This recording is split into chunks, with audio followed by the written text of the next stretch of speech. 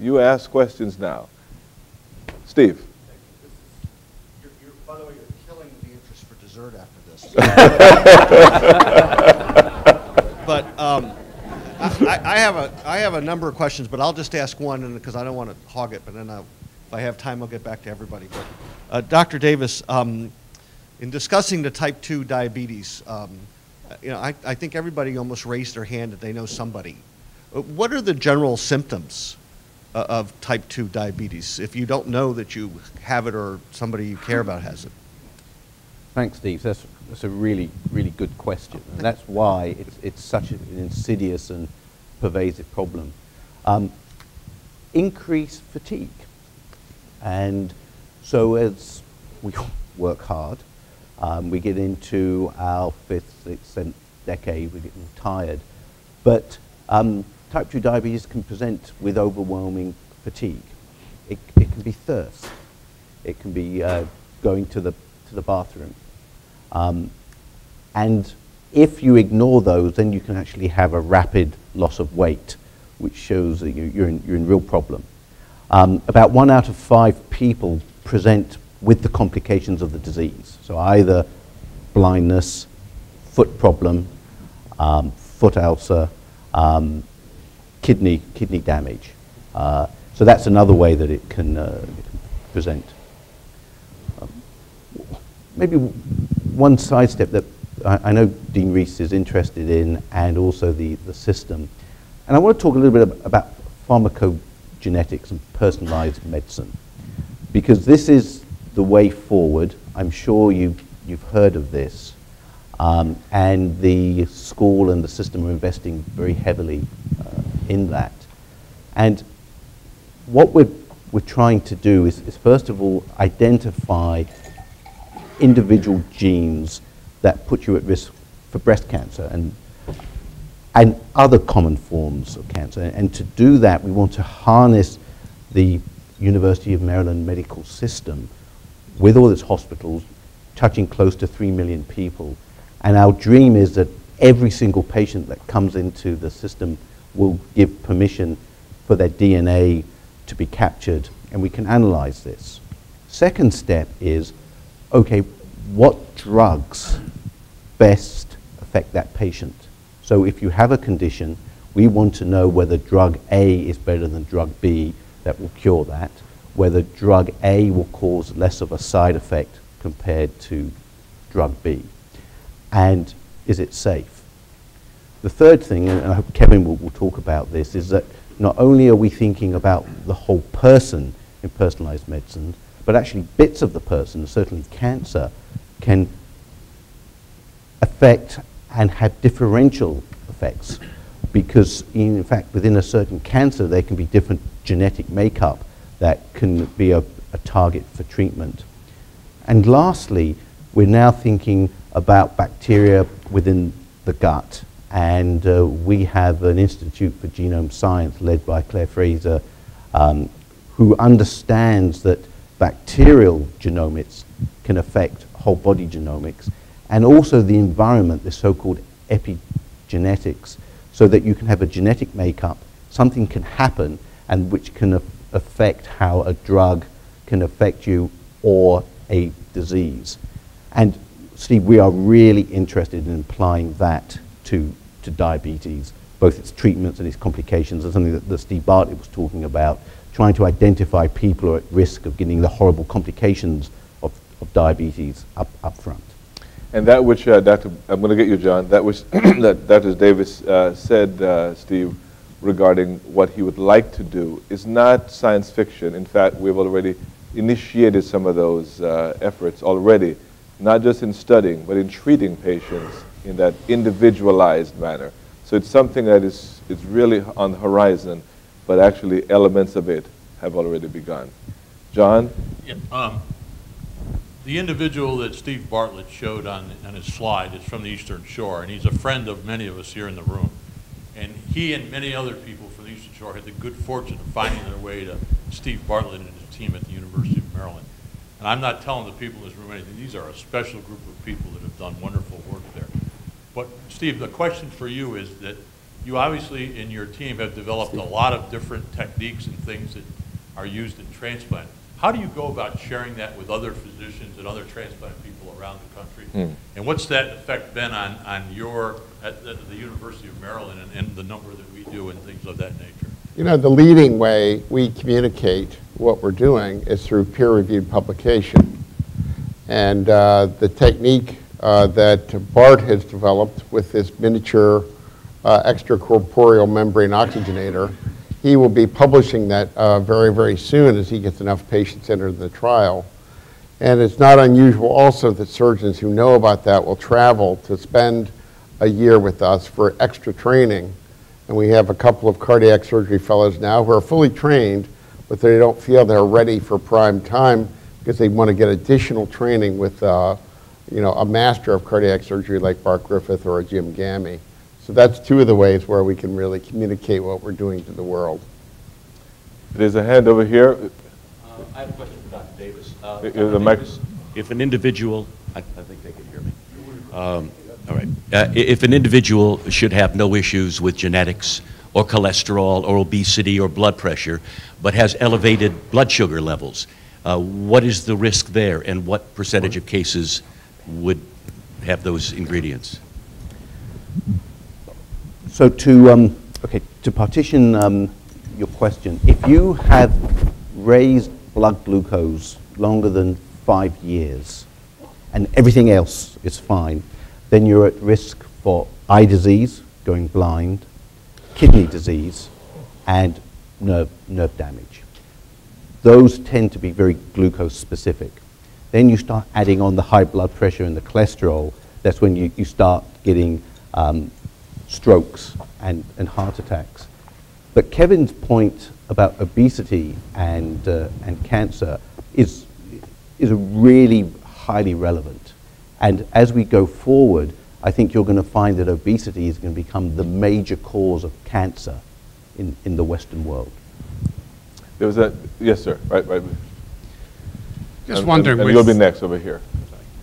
with you being able to get home blood pressure monitors that are easy to use, now you can do a pulse oximetry at home. Just wonder what you would recommend any of us have in our homes and how often we should be checking certain signs. Let me have Dr. Park answer that one. Cardiologist can answer that. Yeah. That is an excellent point. And we, as part of our teaching tool, we go through what can be done home on a regular basis to keep track of your risk factors. And for instance, blood pressure, that's an excellent point. And I often ask people to bring their, if they have a blood pressure meter, to bring it with them to one of their clinic sessions so that we can make sure that it correlates to our reading. The oxygen saturation you mentioned, a lot of my patients I take care of are on oxygen, and it has to be titrated to the most optimal degree. And also, that's not only at rest, that also with activity and exercise. So in that regard, having a sat meter is really, really helpful. The other thing is blood glucose. For people who are diabetic, as we've all stressed, keeping your blood glucose range at an optimal level is also very, very crucial. And of course, daily weights is another component. As we were discussing, obesity and weight gain that happens so insidiously is really the basis of evil that can cause all of the things that we're discussing.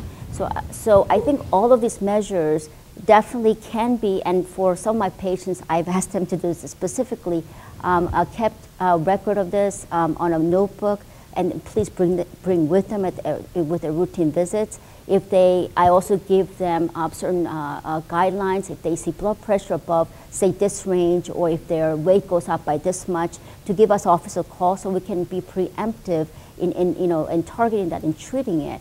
But I think for people that are otherwise healthy but want to be more proactive in taking care of themselves, I think reviewing all the risk factors for the physician and say, what would you recommend that I keep tabs on these at home? And I think for most people, I would say weight and blood pressure are definitely the key, and probably having the lipids checked maybe 2-3 times a year to make sure that that is staying where they should be. And also, but again, the other thing is physical activity. Exercising at an amount that you're comfortable with, and it's recommended about 30 minutes of walking on most days of the week probably has the best science behind the improvement that it has. So I think all of those things, if you can structure that in your life, you're probably doing, better than you could with any therapy or any kind of a treatment that we have. Sir? Hi, thank you. Thank you for this fantastic overview. 37 years ago was my first introduction to the University of Maryland. My dad got kidney cancer 37 years ago. And he was obese, and he was a smoker. And fast forward about 31 years ago, my brother, also a smoker and also obese, developed kidney cancer, was treated at the cancer center, and was completely cured, for which I am eternally grateful. And my good friend Stewart Weitzman was, as you said, pick up that phone, and I do greatly appreciate it.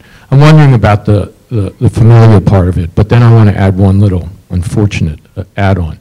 My brother, the same brother, developed multiple myeloma, but he was a very serious smoker and very, very obese. And I'm wondering if you think it's A, familial, or B, more lifestyle. Dr. Cullen.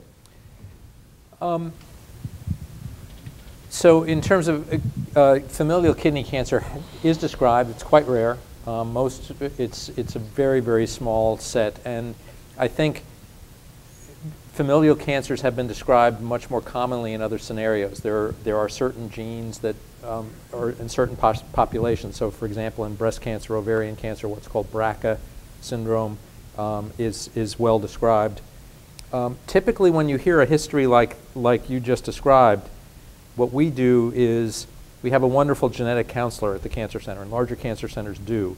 And so if we have a history that sounds more than coincidence, we'll have you meet with that genetic counselor, and they'll go through the family tree and have you dig up call your aunts and uncles and go through things in enormous detail and decide whether or not more advanced testing or more specific surveillance is necessary. So there are some genes that we have been able to describe that we can identify and test for now and identify a person's risk based on their family history. In other circumstances, there may be a gene that we just haven't identified yet. And so if the family history is striking enough, we may recommend more stringent screening through ultrasound or something else.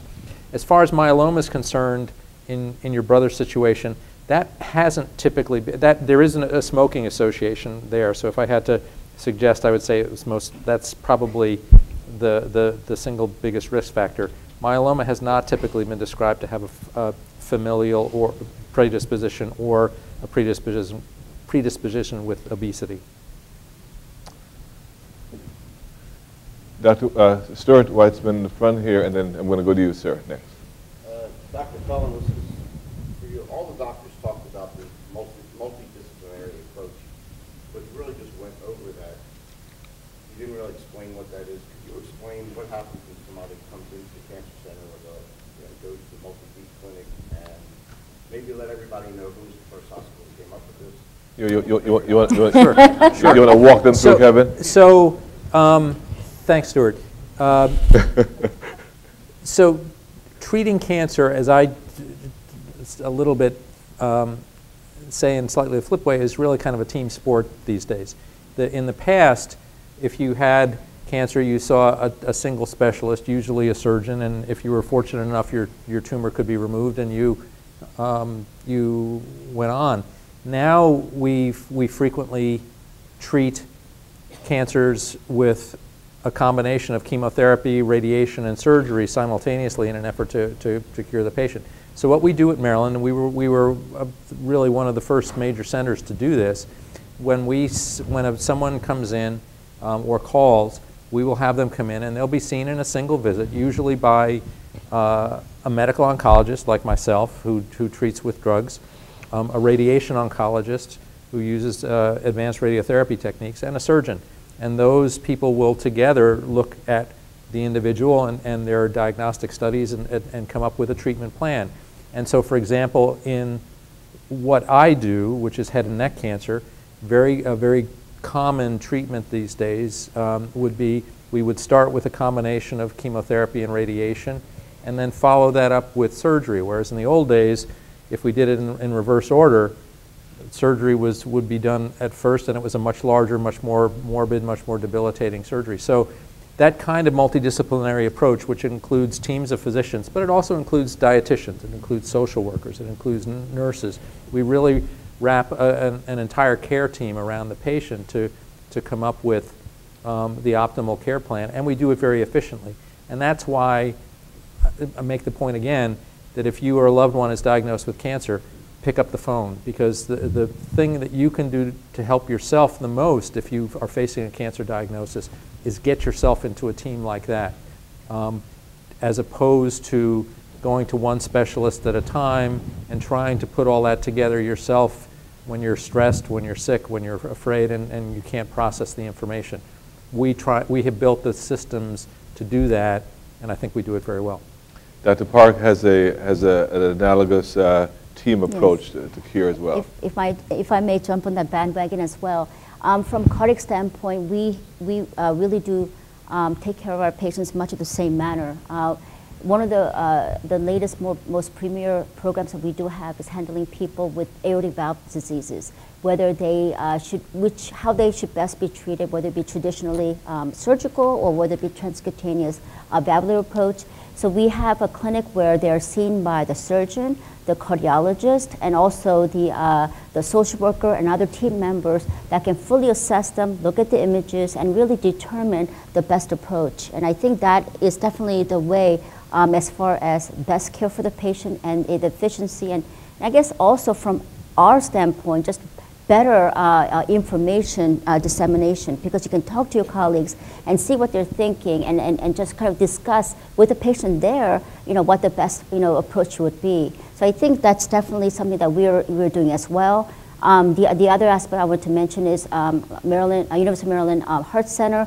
We are the leading transplant center in the state of Maryland. We also do the most number of devices, the assist devices or the artificial hearts, which we have many different kinds of. And of course, under Dr. Bartlett's leadership and Dr. Griffith, we have done the initial implantation, clinical trials, and on several of those assist devices. The other thing that we are recognized for is the Pulmonary Hypertension Center, as was mentioned, and because of the pulmonary hypertension is housed in cardiology, in most institutions is in pulmonary. I think we have a unique capacity to really take care of the patients that, like I said, that have both heart and lung disease in a very comprehensive, unified manner. And then I think, again, this takes a very dedicated team, not only as physicians, and we are just a small part of it, but the nurse practitioners and the inpatient nurses, the pharmacists, and the dietitians and nutritionists, all really come together to help the patient really get their life back. And so this is what we try to do, and kind of very systematic approach, but also with the care and understanding that everybody comes from a different way, different view, and you got to take their background into consideration. But I think I know that's the buzzword, multidisciplinary, but it really is a very, very necessary, I think, especially in this day and age, to take care of the complex patient problems that we all deal with. Sir, right here. Probably a little redundant, but Stewart, to segue into this question, we all see different doctors out here. We see our internists, we have maybe a cardiologist or urologist or whomever, and we get conflicting reports. Blood tests come in one time, 3 months later, you have totally different blood work, and one time your glucose is high, the next time it's normal, and the next person is taking some additional diabetic test to make sure that you are not diabetic and it's just a fluke type of a situation. So basically what it comes down to is, like you said, the mouse is your quarterback. And that's scary.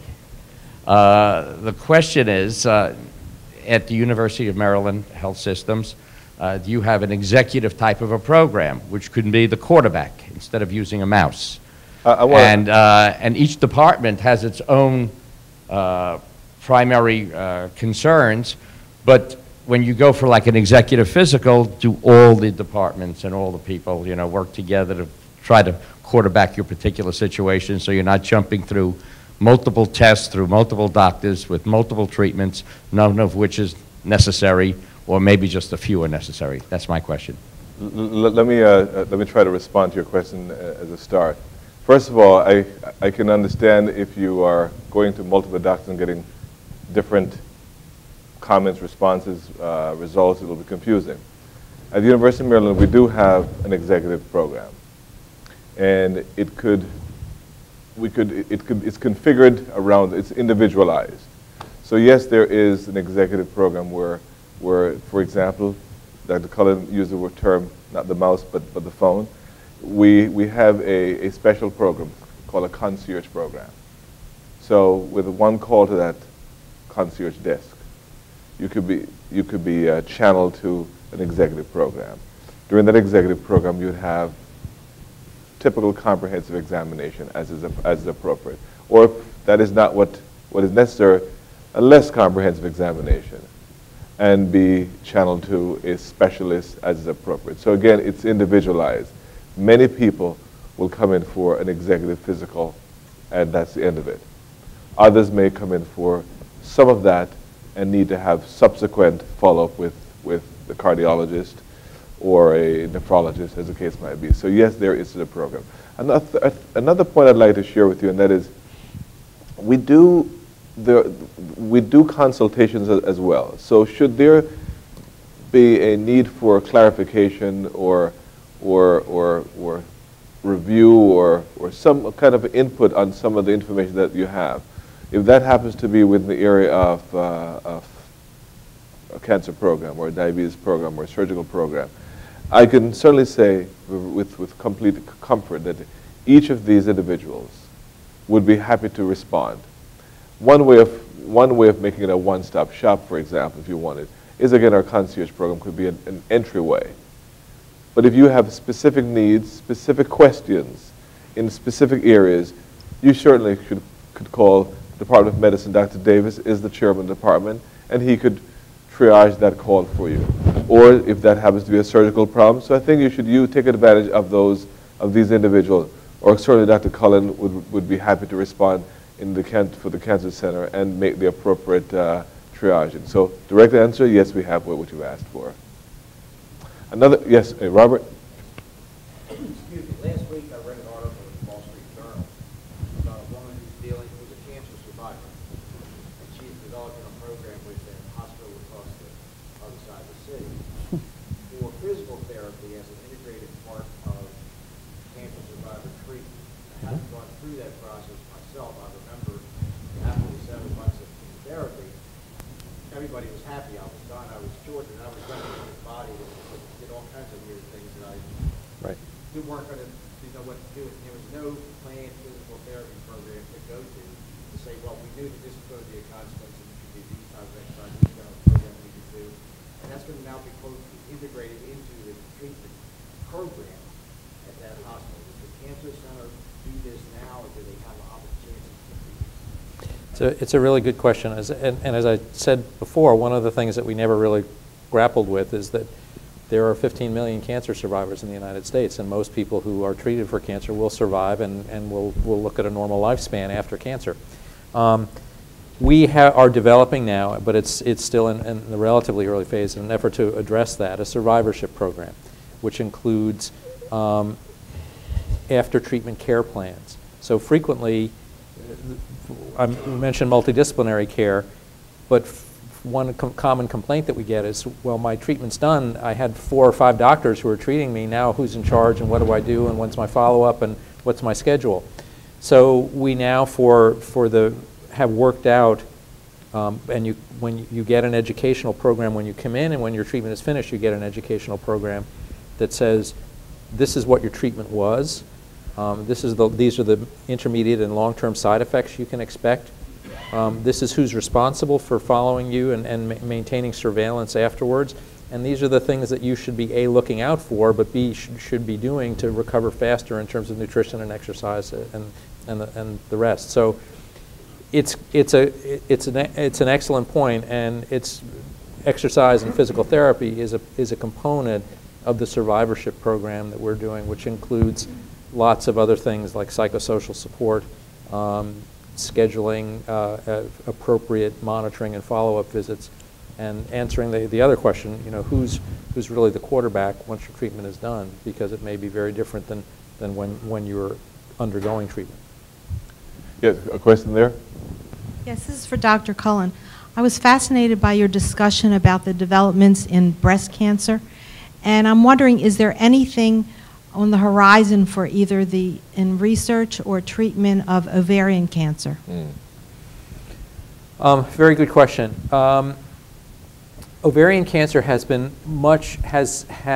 changed less than breast cancer, both in terms of our ability to diagnose it early and to treat it. There have been improvements in outcomes as a result of incremental improvements in chemotherapy and other treatments, but I have to say they've been less dramatic, both in terms of our ability to screen and diagnose it and to treat it.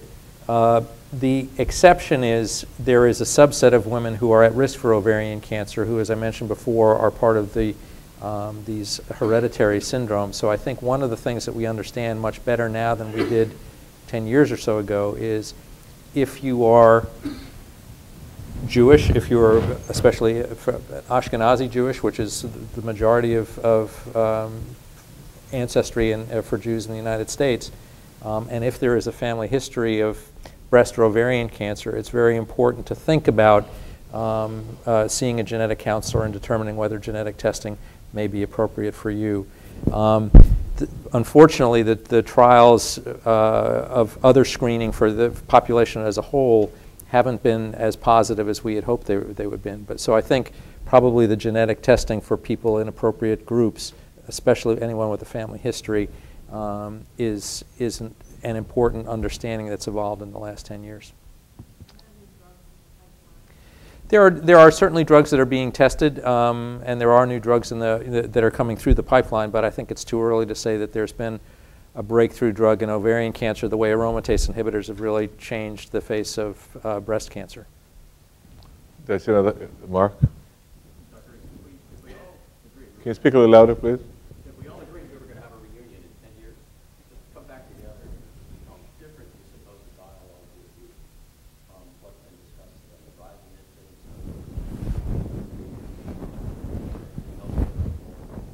Well, I'm going to take that question, and basically, it's a very good question, actually. And Dr. Davis can just take a brief moment and almost like a wrap-up, because I think that really is reflecting what's happened in the world in diabetes and obesity. And I think each of you can just take a short, brief moment and just comment about how you see your particular area, in fact, is trending, and does that 10-year trend. I think it's an excellent question, Dr. Davis. I think the system grew out of one word, alignment. And I think what you're going to hear over the next 10 years is another word called integration. And certain people have hit on this this afternoon, whether you talk about multidisciplinary care, whether you talk about fragmented care. And I think what you will see over the next 10 years is, first of all, the University of Maryland Medical System coming together, integrated, coordinated, and communicating. You will have scientists within the School of Medicine and actually College Park and the other 6 schools around in UMB integrating together so that you can harness and amplify everyone's expertise in a patient-centered way. And I think the cures for these very complex chronic diseases, it's not one gene, it's not one person, it's going to be teams of individuals working together. So that actually is the vision for the university and the system. And I think if we come back in 10 years' time, Mark, you're saying, okay, do you remember when we thought that, but then we did this, this, and this, and we will be applying genetic processes, we were thinking about stem cells, we'll be talking about immunology, we'll be talking about fancy new ways to monitor and cure diabetes and cancer. And I think that's what we will be talking about. And I hope we get, I want to be invited. I think, Mark, if we're here in 10 years' time, we're going to have him along too, don't you think? Okay, we'll have voted for you to be here. Dr. Bartlett. So the biggest change in transplantation will be the aging of the donor pool. The deceased donor pool continues to get older. It was about 40, 20 years ago. Now it's over 60. Why? Because of the highway safety laws, the availability of CPR and the automatic defibrillators in public. So we see the donor pool getting older and older. The next iteration will be gun control. And when gun control becomes, I'm not saying we need to get rid of guns, we just have to control the ones we've got. And when that happens, the donor pool will be aging. So what we're going to see in the future is a very bifurcated set of donors. Donors that are very young, that come from living donors and are very healthy, and then donors that are much, much older. And scientists are going to have to figure out how to use both pools of donors. Okay, Dr. Cullen. I think the biggest changes that I expect and hope to see in cancer, Mark, would be much better and more effective implementation of prevention strategies. Smoking and activity we've talked about, but vaccination is we're learning that more and more cancers are really infectious diseases, and most of them can be prevented. Many of them we have vaccines for, and we're just not using them effectively. We're not vaccinating people for hepatitis. We're not vaccinating kids for papillomavirus. I treat 2 to 3 new patients with a papillomavirus-associated cancer, and the treatment is miserable, and it's completely preventable. We're vaccinating 2% of boys in the United States right now. Australia is vaccinating 80%. We're doing a miserable job at preventing cancers with technology that we have in our hands today. Second thing that I think will be very different, and Steve talked on this, is the whole field of genomic medicine. Not all cancers, and I don't even want to say the majority of cancers, are due to a single genetic abnormality, but some are. And when we identify those, increasingly we have a very specific treatment that attacks that target with a drug. Most of the time those drugs are oral. They have a lot less side effects than the broader spectrum chemotherapies that we've used traditionally. So I think you will see increasing numbers of cancers that will be treated with very specific, much less toxic drugs over time. Dr. Park. In 10 years, what I'm hoping is that when we meet at the time, we'll be able to say, you know, 10 years ago we were so concerned about the demographic, the statistics we're seeing, namely the rise of obesity among young people, the increase in cardiovascular death among those that are 35 or under. I'm hoping that through educational efforts, and especially through government and policy efforts that they're instituting, that this increase will at least plateau and hopefully decrease. Because what we're seeing is really more and more younger folks in our unit with just severe cardiovascular diseases that really they should not have been dealing with. And I think this is sort of a societal problem as a whole, but a huge one, because it really will take a huge proportion of effort from our part to dealing with that, and probably will outstrip some of the resources in some areas as well. The good part is, in 10 years, I do think that we're going to be seeing many ways to intervene in some of our more common cardiac functions without needing surgery. Excuse me, Dr. Bartlett, such as being able to fix severe valve problems through percutaneous measures, for instance, or deal with more of a problematic arrhythmia problems through percutaneous measures, which is already being done. And the other thing is the devices. Heart transplantation is a life-saving measure that we use in people with end-stage heart disease. But the number of transplants in this country, as around the world, has plateaued for a lot of the reasons that Dr. Bartlett had covered. And what we have done in order to make up the difference of the need and of the availability of the donors is the assist devices of which we have been discussing. Now, we've gone through several generations of these machines, and I think what we are seeing is more safe, smaller, and better machines that will be able to handle not only the one side of the heart, the left, but hopefully the both sides of the heart, the left and the right, in a steady and reliable manner, so that patients can resume the pace of their life that they're hoping to. So hopefully in 10 years, we'll see some, hopefully not all of those things available. You know, Mark, if I may just introduce my own thoughts. 10 years from now. I think that the comments that you heard from each really was a reflection of both optimism and trends. I also think that it's fair to say that some of the trends that are occurring right now, I expect to materialize in certain substantial, palpable outcomes. Specifically, one of the things that we do at the University of Maryland is research that results in discovery and that which transforms medicine. Our tagline is where discovery transforms medicine. And many of the comments you heard earlier is transformational comments. So I see research becoming even more enhanced, even more accelerated. In fact, we're in the process of launching a program called Acceleration in Innovation and Discovery. It's the next 5-year program. We're launching it as we speak. It's going to be launched soon. So you're getting a preview. And that is simply to enhance the acceleration of discovery so that these discoveries can have direct impact on patient care. Many of these discoveries that have occurred have taken 10 years. Dr. Bartlett's face transplant took 10 years of discovery. We want to try to accelerate that to 5 years. That's what I expect to see within 10 years, and that is a hastening of that transition from the bench to the bedside to the community.